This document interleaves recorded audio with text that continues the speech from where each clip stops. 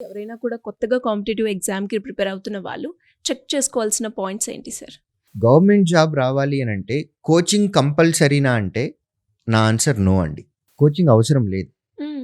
ఎందుకంటే వీరు రాసేటటువంటి ఎగ్జామ్‌లో వచ్చే క్వెషన్స్ అన్నీ కూడా irrespective of their medium, English మీడియమా, తెలుగు మీడియమా, లేకపోతే మ్యాథ్సా, నాన్ మ్యాథ్స్ అనే సంబంధం లేకుండా 8థ్, 9థ్, 10థ్ స్టాండర్డ్‌లో చదువుకునే సిలబస్సే. కాకపోతే ఇప్పుడు మనకి టైం చాలా తక్కువ ఉంటుంది. క్వెషన్స్ చాలా ఎక్కువ ఉంటాయి. 1 మినిట్ లోపల ఆన్సర్ చేసి మార్కింగ్ కూడా చేసేయాలి. సో, ఇక్కడ స్పీడ్ ఇంపార్టెంట్. సో, కోచింగ్ అవసరం లేదు అని నేనెందుకు చెప్పాను అనంటే, ప్రతి మనిషికి ఒక ఎబిలిటీ ఉంటుంది. ఐక్యూ లెవెల్ ఉంటుంది. మీ ఎబిలిటీ ప్రకారము మీకు 1 ఇయర్‌లో ఉద్యోగం రావచ్చు. సెల్ఫ్ ప్రిపరేషన్ తోటి. లేదా 2 ఇయర్స్‌లో ఉద్యోగం రావచ్చు. లేదా 3 ఇయర్స్‌లో ఉద్యోగం రావచ్చు. కోచింగ్ తీసుకుంటే ఏం జరుగుతుంది అంటే, ఈ టైంని హాఫ్ చేయగలం మేము. మా ఎక్స్‌పీరియన్స్ తోటి, మా ఎక్స్‌పర్‌టైజ్ తోటి.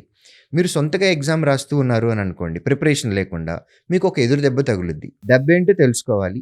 దాని ఓవర్‌కమ్ ఏంటో మీరు తెలుసుకోవాలి. మళ్ళీ ఫస్ట్ నుంచి ప్రిపరేషన్ స్టార్ట్ చేయాలి. అదే అవును సార్. కోచింగ్ తీసుకున్నారనుకోండి, మీకు ఏమేమి దెబ్బలు తగులుతాయో మేము ముందు నుంచి చెప్తూ ఉంటాము. దానికి రెమెడీస్ చెప్తూ ఉంటాము. దాన్ని ఓవర్‌కమ్ చేయాలి అనంటే మీరు ఏ ఏరియాస్‌లో కేర్‌ఫుల్‌గా ఉండాలో కూడా చెప్తాం.